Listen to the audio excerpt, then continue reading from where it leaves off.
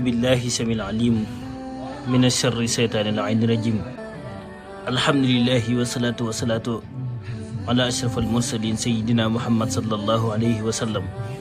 Mbokk yi xam ne Asrar TV ñu ngi leen nuyu di leen ziar di leen jox seen wàccuwaay di amaat contentement bu baax di delluwaat ak yéen ci seen chaîne bi nga xam ne mooy seenu xam ne Asrar TV di chaîne boo xamante ni nga ko faral di wax rek mayewuñ jën, dañuy jàngale nan la ñuy nappee jën. ndax xam-xam yoo xamante ni da nga doon dox fii ba Saloum dox fi fii mu mel ni Casamance dox fii mu mel ni Guinée Bissau doo ko amee noonu yow nag nga ñëw toog ñu di la jàngal xam-xam boo xamante ni mënoon ngaa fay sa xaalis doo ko amee noonu. ndax xam-xam moom ñàkk la maa ñuqi rek waaw lii da ngay joxe sa kër yi nga joxe ci sa xaalis yi nga joxe sa terrain yi nga jaay say xar joxe ko.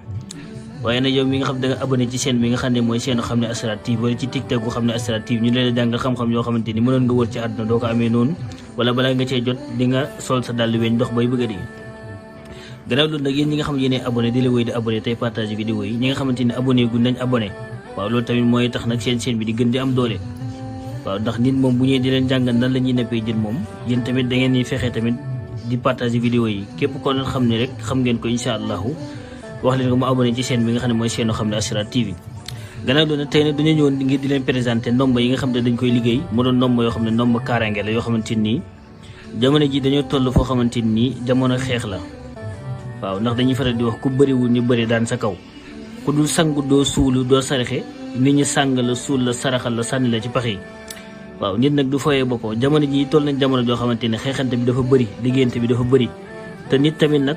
warul xoolee ba nit ñi di yéeg ci kawam wala nit ñi di ko liggéey. lii nag am nomba la boo xamante nii nomba yi ñu ngi koy tuddee nomba ministre waaye ku dul ministre mën nga koo takk waaye mag ñee ko tuddee nomba boo xam nomba ministre la wala ñi nga xamante ni buur yi ñoo ko doon takk. mu doon nomba boo xam te ñu ngi ko liggéeyee ci li nga xamante ni moom mooy deru gaynde lañ ko liggéey ak talsam ya muy àndal lii nag boo ko gisee nga xam ne 29 gaaw la ñu ngi ko liggéey ci yaasin ak talsam ya muy àndal. bokk ci ndomb bi nag ñu ngi ko liggéey ci li nga xamante ni moom mooy janj suufu janj ak juróom-ñaari xeeru teen yu të moom lañ ko liggéey incha allah ak talsam ya muy àndal. waaw lii nag deru gaynde lañ ko ëwee def ko li nga xamante ni moom mooy 29 gaaw. waaw képp koo xamante ni bokk takk nga ko benn ay du la jàpp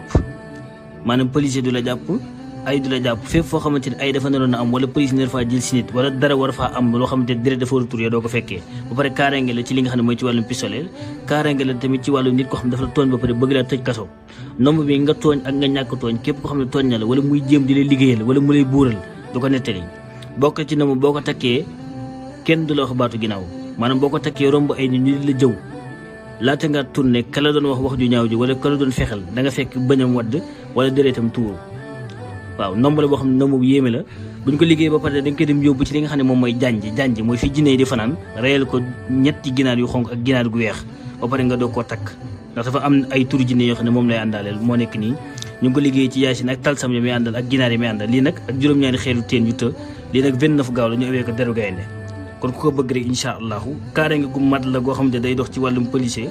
dafay dox tamit ci wàllu agression dafay dox tamit ci wàllu aar sa bopp ak nit koo xam ne dafa nekk ci ab société ñi di ko xeex ak nit koo xam ne dafay yóotu dara bëgg ko am nomba gi moo nekk nii incha allahu. waaw gannaaw loolu nag ñu ñëw tey indi leen xam-xam boo xam ne xam-xam bu doy war la ci wàllum kaaraange ci li nga xam ne moom mooy tabajada. waaw képp koo xam ne da nga bëgg am kaaraange boo xamante ni nit ku lay liggéey gis ko léegi wala ku lay liggéey léegi gis ko léegi wala ñëw ba ci say tànk sukk jébbal la liggéeyal lii kon da ngay bind bismillahi rahmaani rahim nga bind tabajada yaatal miimu tabajada yi dugal ci biir tabajada yi li nga xam ne moom mooy xaxaaru ku ne xam nga ko mooy aju not. waaw kon